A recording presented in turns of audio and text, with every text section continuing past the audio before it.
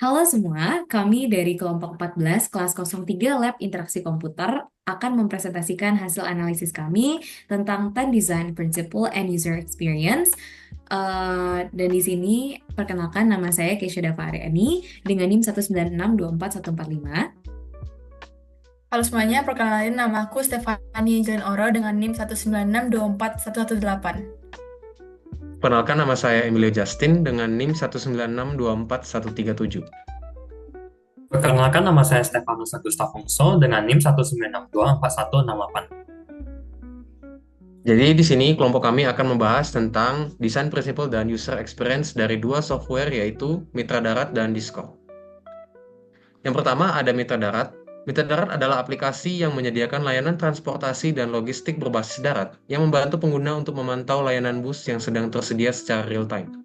Aplikasi ini dirancang untuk memudahkan pengguna agar dapat memantau ketersediaan layanan transportasi umum terdekat. Fitur utama yang dimiliki oleh aplikasi ini adalah pelacakan bus secara real time. Analisis 10 usability heuristics.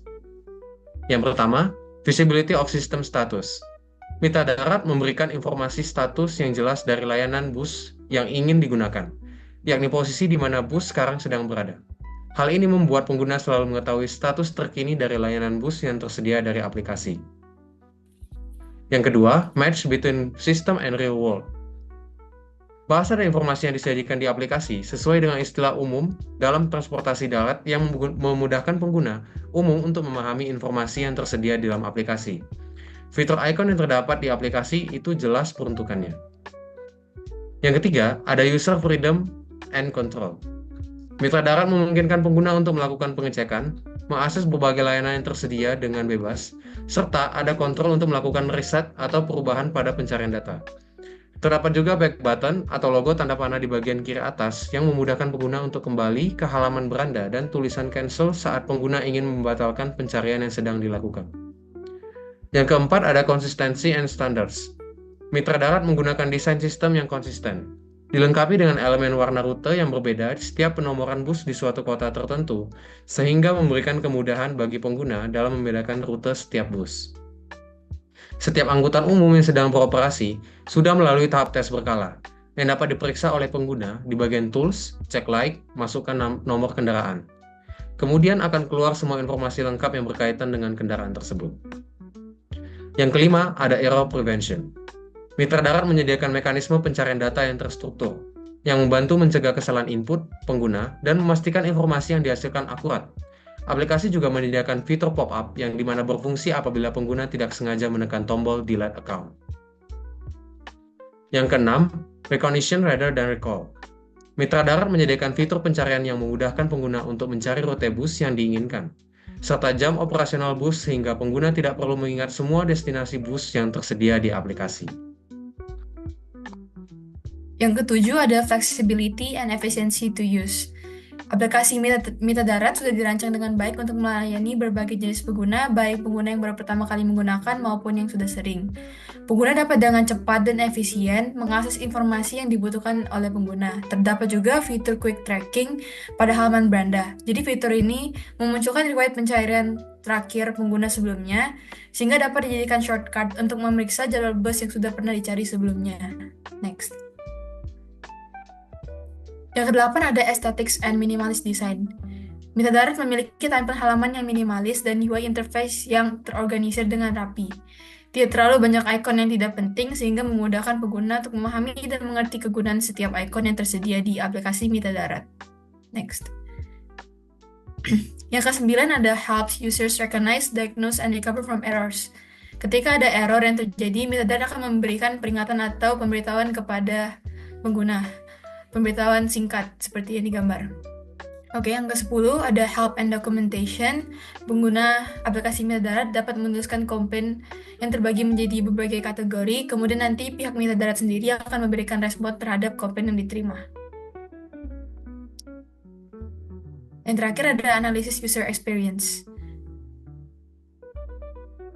Kami merasa bahwa tampilan halaman disajikan saat pertama kali menggunakan aplikasi lumayan sederhana, sehingga memudahkan pengguna baru untuk lebih mudah mengerti fitur-fitur yang terdapat di dalam aplikasi.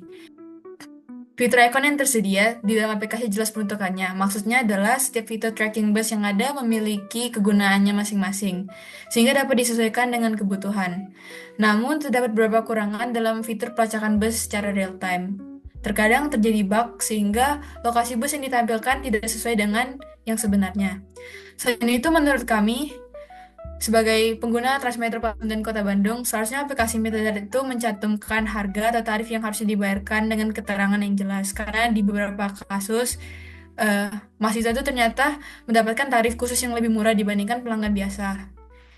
Setelah itu, terkadang beberapa pengguna juga mengalami kebingungan mengenai di mana lokasi halte bus. Seharusnya Metadarat mencantumkan gambar atau ilustrasi halte yang jelas agar memudahkan pengguna dalam menemukan halte dari bus yang ingin dinaiki dan mencegah kondisi pengguna menunggu di halte yang salah dan ketinggalan bus. Baik, kemudian berlanjut untuk aplikasi Discord, yaitu aplikasi media sosial yang berfungsi sebagai platform perpesanan instan dan VoIP untuk berkomunikasi secara virtual. Nah, Discord ini juga digunakan untuk mengirim pesan teks, melakukan panggilan suara, melakukan panggilan video, serta berbagi gambar dan media. Fitur utama dari aplikasi ini merupakan obrolan teks serta video secara real time. Next. 10 usability heuristics. Next. Nah, yang pertama merupakan visibility of system status. Nah, Discord memberikan umpan balik yang jelas dan real-time kepada pengguna mengenai status sistem. Misalnya, ketika pengguna mengirim pesan, mereka dapat melihat tanda centang yang menunjukkan bahwa pesan telah terkirim dan diterima. Selain itu, indikator kehadiran menunjukkan siapa yang sedang online, offline, atau sedang dalam panggilan suara. Hal ini menciptakan transparansi dalam komunikasi dan membantu pengguna memahami apa yang terjadi di platform secara langsung. Bisa dilihat contohnya di media yang di-capture. Lanjut, next. Nah, the second one is match between system and the real world. Discord menggunakan istilah dan simbol yang mudah dipahami oleh pengguna, menciptakan keselarasan antara antarmuka dan dunia nyata. Misalnya, istilah server serta saluran yang merujuk pada komunitas atau grup yang sedang dibentuk oleh pengguna serta menggambarkan ruang percakapan tertentu. Kemudian penggunaan ikon yang cukup familiar seperti mikrofon dan juga suara dan kamera untuk video juga membantu pengguna merasa lebih nyaman saat berinteraksi dengan platform. Next. Nah, yang ketiga ada user control and freedom.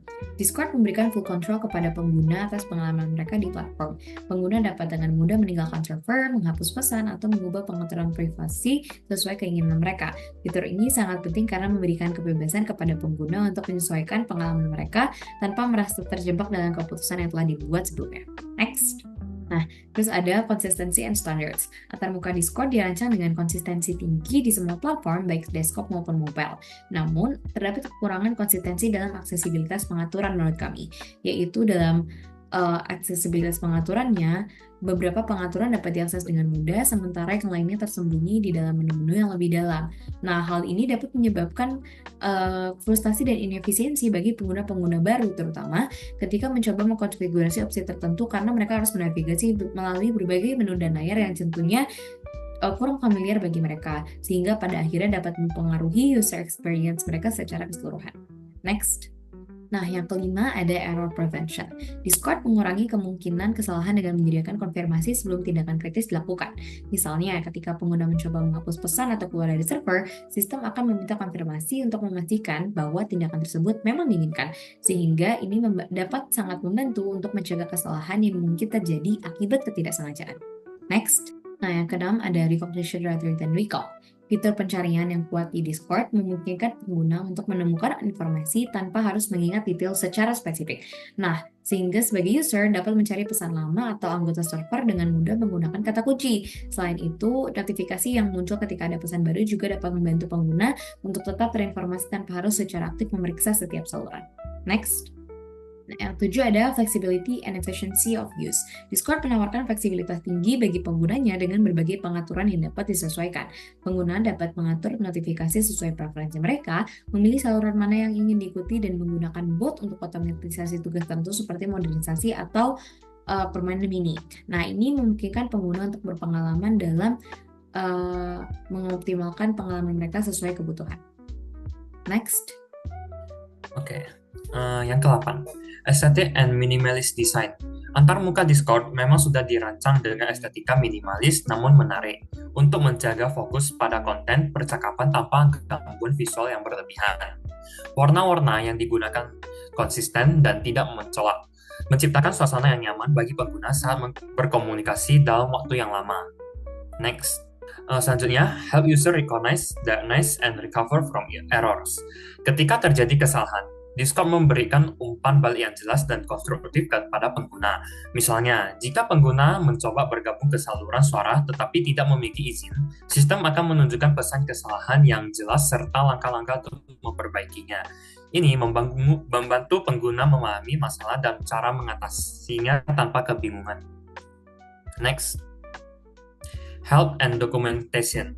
Discord menyediakan pusat bantuan yang komprehensif dan dengan panduan pemula dan dokumentasi lengkap tentang fitur-fitur platform. Pengguna baru dapat dengan mudah mengakses informasi ini untuk memahami cara menggunakan Discord secara efektif. Selain itu, forum komunitas juga tersedia untuk membahas pertanyaan atau masalah yang mungkin dihadapi pengguna. Next. Analisis secara user experience. Jadi saat pertama kali kami membuka Discord, kami melihat antarmuka yang bersih dengan deretan ikon server di sisi kiri. Setiap server berisi channel-channel untuk komunikasi teks dan suara. Fitur-fitur Discord cukup beragam, termasuk berbagi media, panggilan video, dan bot yang memungkinkan berbagi fungsi tambahan seperti memutar musik saat panggilan. Namun, banyak fitur ini juga bisa membingungkan pengguna baru. Contohnya, untuk meninggalkan sebuah channel, pengguna harus menambah profil channel di sebelah kiri untuk membuka pengaturan lengkap. Masalah itu terjadi di mobile. Dan Discord memang sangat fungsional dan fleksibel, tetapi memiliki sistem desain yang cukup rumit.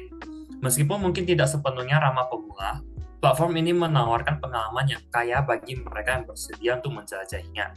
Setiap fitur yang kami kuasai membuat Discord semakin berguna, membuatnya lebih dari sekadar aplikasi chat biasa.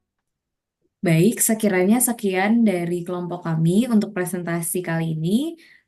Kami dari kelompok 14 mohon izin undur diri. Terima kasih.